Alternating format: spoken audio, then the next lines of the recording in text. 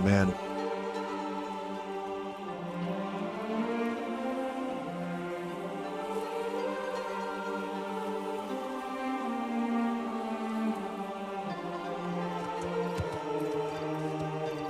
Yeah, I think this is going to be a fun playthrough.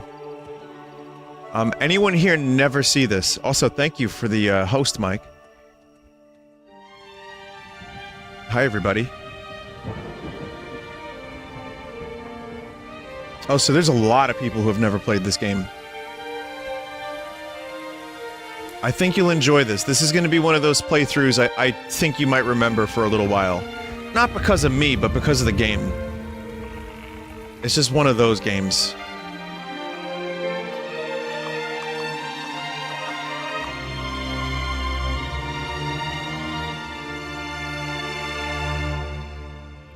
So, really nice look at the world. For anyone who's getting Legend of Zelda vibes, it's a pretty damn different game, aside from just a couple of visual similarities and sword.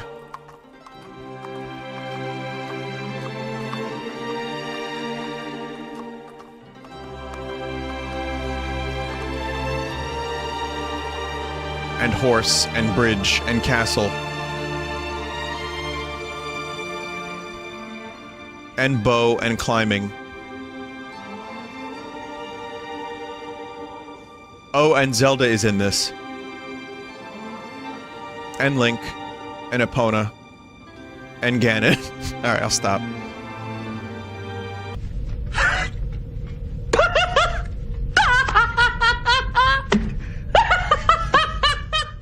Fumito Ueda is intentionally pulling from Eiji Aonuma in multiple important points in both Ico and in Shadow of the Colossus. And Eiji Aonuma is intentionally pulling from Fumito Ueda in multiple important parts in Twilight Princess, in Skyward Sword, and even as early as The Wind Waker. So, no, Vinny, their similarities are not superficial. Ico was essentially a love letter to Ocarina of Time, and Shadow of the Colossus has a load of distinctly intentional references to Majora's Mask. Aonuma's referencing Ueda as a reciprocation of Ueda's own references to him. This is about two artists coming to an emotional agreement about something. The comparison currently on screen alone proves that they were not only good friends and have a strong relationship, but that they were actively bouncing ideas off of one another and making notes in each other's margins. Comparing side by side like this isn't revealing something shallow like their favorite flavor of ice cream, it's corroborating evidence of their authority in their own work. The big one that I always think of is this one, the spiral staircase inside the tower. Aonuma wants you to think about Yorda from Ico, and he wants you to compare Yorda in that game to Zelda's role in this game. A pale, fragile girl hiding in the shadows. And that's exactly why Ganondorf's first phase is fighting Zelda as a puppet.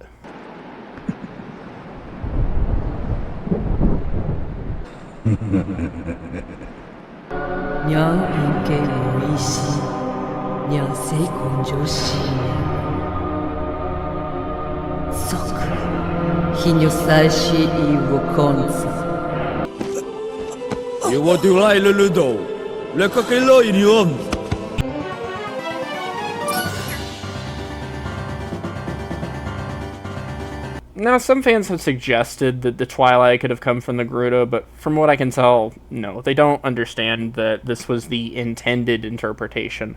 A lot of people, including Vinny, watch the pre-Lakebed Temple flashback and assume that these interlopers are some new group of people that we've never heard of.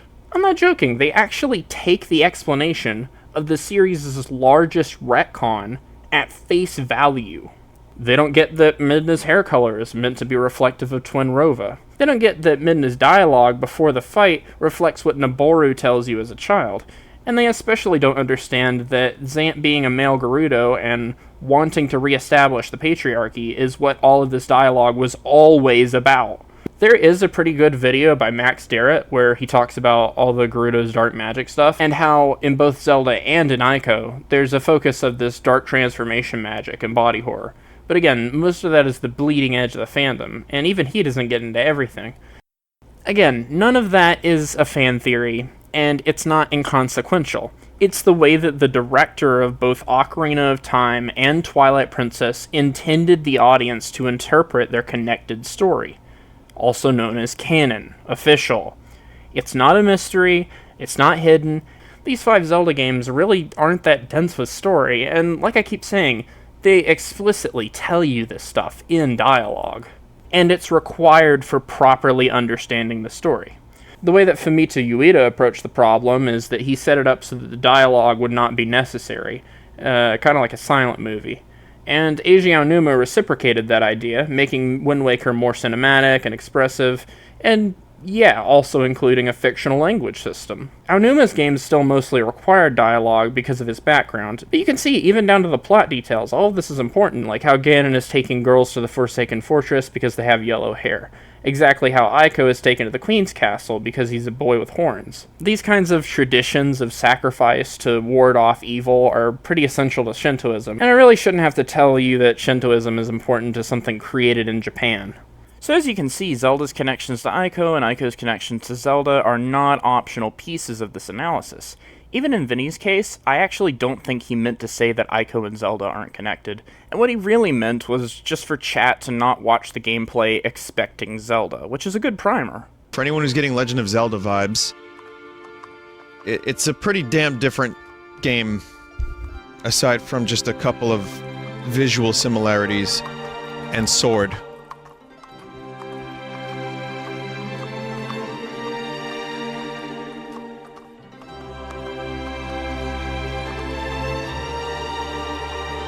And horse, and bridge, and castle.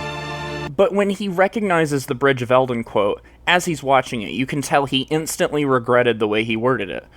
Although, why Vinny didn't notice the Lost Woods quotes from earlier, I have absolutely no clue. And he also didn't apologize after realizing he was wrong, he just turned it into a joke. Oh, and Zelda is in this. And Link, and Epona. And Ganon. Alright, I'll stop. This was an opportunity for him to share some actual media literacy with a crowd of 1,000 people watching live, and he passed it up. If you're a longtime Zelda fan, and you didn't know that it takes cues from the Ico games, I'm not going to say that that's okay, because I don't think it's okay. These ideas don't come from nowhere, and they're not meant to seem as if they do. The only reason Nintendo fans don't know any of this is because all their gaming experience exists in a bubble. I feel like right now in the early days of Switch, that's what you're seeing, is that there's people who have the Switch and are hungry for games to play. Well, how big is it? How big is the audience? Exactly. What is it? 2 million units? 2 million yeah, is right. what That's what they wanted to hit original by. launch Yeah, would yeah. have been. So let's take 2 million units, Yeah. right? Now, do you ever sell in 10% of the installed base? Supposedly, Switch has a crazy attach rate with the Well, with that's because there's Zelda and then- so few available. One of the highest IPs of all time, right? Nintendo first party will deliver IPs that the Nintendo audience is frothing for, right? So they'll have the highest attach rate of any new console with their own specific IPs, Zelda and Mario. Get them to go get it in the same way like Limbo did. Where Limbo, hey, I'm only on Xbox, this is great. And by the time I got to PlayStation 4, everybody snapped it up. And I think it's a great comparison, and it's true. And how many cases will that happen for? No, really. Who really, by the end of the life of the Wii, who else was making money on the Wii aside from Nintendo? How many titles sold for the Wii that weren't Nintendo first party? Sure. Okay. So what happened? So they started basically evaporating third-party support, right? And we get to Wii U. What happened? Same. No third parties, yeah. How well are other developers, first party, third party, indie, how well are they going to bring titles over? Not very well, because they're going to have to spend more time, energy, and effort to get it onto that console for an underpowered console that's going to have fewer units in the marketplace. So they'll have an unusually high attach rate. Right. But what's the chance of anyone else after the initial launch, right? Because the first Well, now thing, as the store fills up, if there's only 3 titles available, Yeah. you're probably going to sell super high attachment rate, right? But as soon as 10 are available, how are you going to do? Yeah, As soon as 20 are available, how are you going to do? Which is really the metric, right? If you didn't Yeah. make it day one, you're in the higher numbers of competitive stuff. So there could be some advantages for some people, but overall, it's going to add up to the same thing: smaller portfolio on the library. Period. At the end of the day, the catalog is going to be this when it could have been this. You would have thought that maybe if there's no games for sale on a network, if people have a hardware device, maybe they'd like to know that a game has become available. Yeah. So I was thinking that, in a silly me. Yeah. If you grew up with Nintendo, there's a good chance you never leave Nintendo, and more crucially, you never actually grow up. Instead of complaining that Skyward Sword was boring, what people should have said at the time of its release is how bold it actually was. And no, I'm not saying that out of any kind of bias or prejudice. This is one of the key things that holds video games back from being appreciated as narrative art. All of the art intellectuals think that video games are merely toys, and all the gamers are only interested in the toy-like qualities of the games they play. Unfortunately, Shadow of the Colossus exists in public consciousness right now, exclusively for early 2000s nostalgia farming, and nobody, including Vinny, bothers to recognize that its whole existence is as a sequel to Ico. You're lucky if they mention Last Guardian, if only to parrot some IGN-esque complaints at it. And to say that Ueda has been disrespected by Western audiences would be a huge, huge understatement. And it's not alone. Actually, a lot of amateur artists who became interested in the medium at the time went for the PS2, because finally their work wouldn't have to be treated like toys. Like Lorne Lanning, for example. He started on the PS2. What was also on the horizon was Sony PlayStation. So Sony was saying, we're going to get into the game business. And that was kind of out there a couple years before the PlayStation launch, at least. And that's when I thought, this is really going to get interesting, because for the first time, we're going to have a real, true entertainment company get into the game business as a player, and not just a toy company. And that's how I saw Sega and Nintendo, was toy companies. And I don't mean that in any derogatory or condescending way. I just meant they saw their market, and they didn't believe in things like sequels. Check this out, right? So we're going around and talking to game publishers and stuff, and I'm trying to tell them how we're going to build a series, and because I'm just following, like, what does X-Files do? What did Disney do? What did the sequels? Is all Hollywood's about. In games, they were thinking, and this is in 1993, 94, 95, they're going, there's no money in sequels. The sequel only sells at best half as much as the original hit, so we don't really bank on it. And I saw that, I was like, there's one of our moments. There's one of my George Lucas, Walt Disney moments. They don't believe in sequels, which means they don't believe in brand, which means they still thinking about it like it's the toy industry. You come out with Cabbage Patch Kid, but you can't milk it to death, right? Barbie lasts forever, Hot Wheels last forever, Legos lasted forever, but everything else tends to be largely come and go. So the toy industry thought more in this way of, you come up with a toy, if it can be a hit, you ride it, you milk that cow for all it's worth, and then you got to come up with a new one. And games was still thinking that way. Eiji Aonuma's relevance to all this is that he got stupid lucky and blazed a trail, which is why Fumito Ueda respected him so deeply. These other artists who got their start on PS2 games, like Lorne Lanning, Fumito Ueda, and even Hideo Kojima, were all following in Aonuma's footsteps. Now, Nintendo, maybe not, because they already had the legacy of Mario and Donkey Kong and things like that, and they were Zelda. And so I don't know, because I wasn't interfacing with Nintendo, but I was talking to others. Like I said earlier, this is the entire reason that people like this became developers and became artists. It was always what was most important to them and what they wanted to do with their lives. There's a lot of vocal gamers today that think that any and all cutscenes and dialogue and story is optional or inconsequential in some way. They think that whatever happens in a cutscene can't or should never have an effect on gameplay. And they act shocked and offended when the character's story puts them at a gameplay disadvantage. Now, this is crucially a fundamental misunderstanding of the purpose of art. Although, I guess I should say that the situation is nuanced, because there is an ongoing discussion about whether or not video games are art. As I've been showing, and as I'll continue to show, games are certainly capable of being narrative art, so what's the mix-up? Many champion Ico as a prime example of a game which is also a work of art, with some even saying it marks the moment where games started to embrace artistic qualities on par with other mediums. The truth, however, is that Ico is no more or less a work of art than Another World was 10 years before it. It's arguable which one is better, of course, but that's besides the point. They share so many similarities that calling one a work of art while dismissing the other would be ridiculous. Ueda didn't set out specifically to create a work of art because computer games are already inherently a form of art. Many game designers cite Ico as one of their favourite games, and if a lot of people gravitate towards something, inevitably some of them will misunderstand it, at least on some level. Sometimes it seems like the impression Ico has left on game designers is that subverting expectations or eschewing common design sensibilities automatically brings a game closer to being a piece of art. Ueda, however, understood when to use conventional elements such as a final boss fight to his advantage.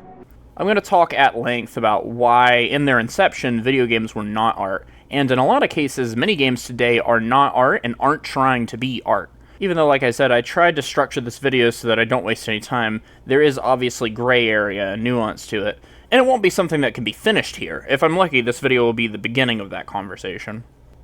But anyway, story-driven gameplay is definitively what these artists always wanted to do. The consistent problem in all these cases is that life isn't simple. We're going to get into later one of the main causes of life's problems, but you should immediately understand that Abe's Odyssey, Ico, and the first Metal Gear are all extremely unfinished games, and their sequels don't fare any better. These games don't accurately reflect the artists that truly made them. As a direct result, the audience that gained an attachment and became fans of their earlier work when they couldn't do what they wanted almost always develop mistaken impressions. These games were never gameplay first or open world or whatever buzzword everybody just latched onto last year. These fans preferred when the story had less prominence, not because their perceived insights were correct, but because they're so insecure that they can't confront their emotions, even in fiction. They inherently hate anything that challenges their comprehension, and especially challenges their patience, and they prove how insecure they are with how they behave. This one is a sequel to Ocarina of Time, but wait, not a sequel to the end where adult Link defeats Ganon, no, it's a sequel to young Link after he got sent back. So now, any speculation of Nintendo ever making a sequel to Zelda 2 is deader than shit. They can't even make a sequel that follows in consecutive order. Instead, they just keep going back, and then maybe taking a small step up again, and then back again. We have a sequel to the original, a prequel to the original, a sequel to the prequel, a prequel to the prequel, and a sequel to the young Link of the prequel's prequel. What the fuck? Actually, this clip of James Rolfe is a perfect example about what I'm talking about here, because he wants a direct sequel to Zelda 2. He wants the story to continue in one direction. First of all, let me just say that that was never going to happen, because before Ocarina of Time, the story of Zelda that was being told was nowhere near deep enough to actually support that, which is directly why Tezuka and Koizumi immediately ran away from that as soon as they possibly could. They don't understand yet. It's going to be brand IP and sequels. But that means it's got to be deeper, richer universes. And in the shit you're currently delivering, I understand why you don't believe in sequels. Because that story sucked. No one gives a fuck about your story because it sucks. If it wasn't good play, your character sucks because you don't have any character development. And so I was very critical of what the characters were in games. Not that I wasn't enjoying them, but when you put it up to a Hollywood standard of character development, character arc, what's happening across the multi-act structure, you had a whole different analysis of what constituted a popular character. So does Mario turn into a good movie? It's a fucking terrible movie, right? It's a terrible movie because it's not there to begin with, right? Does Ratchet and Clank make a good movie? I love Insomniac. Why would you make a movie out of Ratchet and Clank? How deep is the fabric of those characters? How many other game movies did we just give no depth that we expect from movies? So they brought to the movie the same superficiality that's in the game, except what they had the game going for it was good challenge. Now it's just a challenge to watch, right? So for me, I was like, if we build really rich characters with really rich, deep stories that aren't what you expect, so they have the ability to possibly cut through, then they might have a longer life. And as the game industry matures, then maybe they can hit the big time. Then maybe they can, really have their name in lights. What James really wants when he says that he wants a sequel to Zelda 2 is for the story to be an unimportant background thing like before. He wants a sequel that doesn't challenge him and doesn't make him think about all the scary time travel continuity stuff, which, as I've been showing, isn't nearly as complicated as this kind of fan would have you believe. And anyway, if something was important enough to you that you felt the need to complain about it on the internet, doesn't that prove that it matters? It clearly got a reaction out of you. You see a similar thing with how Sonic fans reacted to the whole Two Worlds thing, but that's its own video essay. The reality is, their reactions don't hinge on whether or not these things were always there, or if they were consequentially important. What these types of audiences aren't willing to admit is that they're automatically hostile to the mere concept of there being an overarching story in the first place. The really weird part about all of this for me is that, despite being inspired by AVGN, Vinny really isn't like that, historically speaking. Vinny actually slows down and reads the NPC dialogue like signposts. Vinny plays these games correctly, and the results speak for themselves. it goes like this. All right, there's 3 separate timelines that branch off of Ocarina of Time. So, here's how it goes. I want to explain because it's very interesting. I just learned some more little details in Hyrule Historia. So, 3 different timelines. In one of the timelines, when Ocarina ends, Link goes back to being a child. That's the ending that we see. And as a child, Link goes to Princess Zelda, which the game then freezes. Like you'll see, it says it's speculated in one section, then in another section it says it's confirmed. So, yeah. But listen, so Link and Zelda, they meet again at the very end of Ocarina of Time in the castle courtyard, and Link now has the mark of the Triforce on his hand. So he tells Zelda what's about to happen, and Zelda says, well, look, you need to go far away. You need to go someplace else, because Ganondorf is going to be looking for you, and he wants to access the Sacred Realm. So, Zelda tells the king, they find out that, Ganondorf was a cunt, and they decide to get rid of him. Many years down the road, they execute him. That's in Twilight Princess. But here's what happened to Link. Link wandered off into the forest without a fairy. He was looking for Navi. It was the Lost Woods. And what really happened in Majora's Mask doesn't say for a fact, doesn't say that Link was in fact, in this dream world of his regret and his, problems. I mean, it doesn't say that, but it's implied. And, Navi didn't get lost. Navi flies away. At the end of Ocarina of Time, Navi just flies away. And in the beginning of Majora, you see that Link is looking for a friend. And he's obviously in the woods, and it's highly speculated that, say if Majora did happen, let's just say it did, if it was real, if there really was a parallel universe that Link went to and returned from, well, that Link was forever forgotten. No one knew about the Hero of Time. No one celebrated the Hero of Time in this particular timeline. And his regret over that, as it states in Hyrule Historia, allowed him to be the swordsman whose sole purpose was to teach the new Link of Twilight Princess the moves that he knew as a way to pass down his legacy. Just to further add to that, in Hyrule Historia, it's directly stated that the Hero of Time, was never to be seen or heard from again after Majora's Mask. So, isn't this stuff really interesting? Like, I love this stuff, the theories. And it seems like Majora was the deepest and had the most psychological stuff going on there. So, and there you go.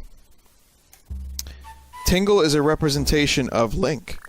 Tingle is a mutation of Link, because he's a 40-year-old man dressed as a fairy, which again is representative of the child-adult theme. So, I don't know if any of this is true, but I love it. I love talking about it. It's very interesting. So the hero is successful, and the adult era, Ganondorf is revived, Hyrule is sealed and flooded. Because the hero wasn't even around, I don't think. I have to read into that a little bit more. I haven't gotten to the Wind Waker section yet. And then there's the one, like I said, with Majora, where he's a kid and goes back to being a kid. I know it's a little bit to wrap your head around, but it is exceedingly interesting. As we're going to see later, Vinny's certainly not perfect, but I just want to interject and say that everything I say here is with peace and love. Vinny, you were the reason I got interested in this stuff in the first place. I know what you're capable of, and I don't think you're stupid. But yes, I'm going to be critical of a popular streamer. Oh no! As Vinny just pointed out, if the adult dungeons never happened, Hyrule experiences an alternate history that we didn't get to see as it was happening, technically, but is what the plot of Twilight Princess is, the Aftermath 2. Again, none of that is a fan theory, and it's not inconsequential. It says it's speculated in one section, then in another section it says it's confirmed. So, yeah.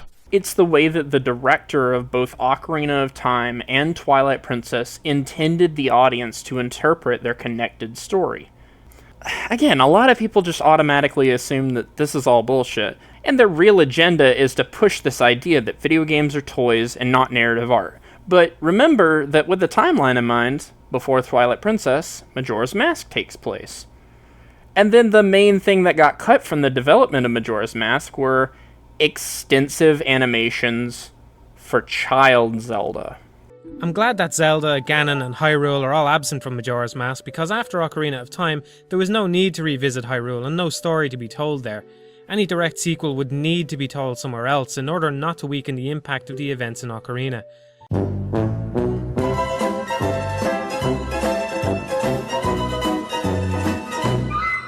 It's true that the Twilight Realm specifically didn't exist in the 64 Zeldas. As I get into in Section 3, Aonuma's ready to stop making Zelda games altogether after Wind Waker. But it's provincial to assume that just because the Twilight didn't exist before this, that it automatically makes it unfaithful to his original intent when he was working on Ocarina, or to others that Aonuma was collaborating with at the time, like Koizumi and Takezawa. If you're paying attention to the story, not only do these things fit with the themes and morals from before, but it also makes sense on a literal level. If the adult dungeons never happened, like Forest Temple for example, the Deku Sprout is never planted. They pretty much beat you over the head with the differences between the Kokiri and Hylians, which culminates in this reveal. When Link learns new combat techniques, he's trained by a Stalfos figure which could easily be taken to be Link from Ocarina of Time, since it's said in that game any Hylian which enters the Lost Woods is doomed to turn into a Stalfos. If any of the various incarnations of Link have gotten a hard time, it's Ocarina of Time Link. He lives to see Hyrule Town destroyed by Ganon, and then ends up in the nightmarish land of Termina under perpetual threat of annihilation. In the end, he winds up as a Stalfos. The goddesses didn't exactly treat him well. As good as these sequences are, they're part of my biggest problem with Twilight Princess. It feels like it was made to be Ocarina of Time 2. It's so over-explained, even Matthew gets it. There really is only one correct interpretation, which is something I want to get out of the way right now. Nintendo fans especially are completely obsessed with this false idea of freedom and player autonomy.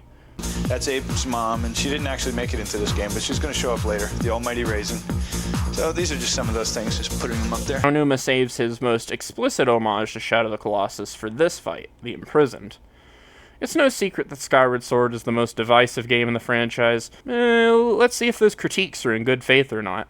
I'm surprised I got this far in a video about Zelda's canon without bringing up the fact that Ganon and Ganondorf are two separate entities. You'll notice that when he's introduced in Wind Waker, in the adult timeline, he's remembered as Ganon, because he successfully obtained the power of the gods by opening the door to the sacred realm inside the Temple of Time.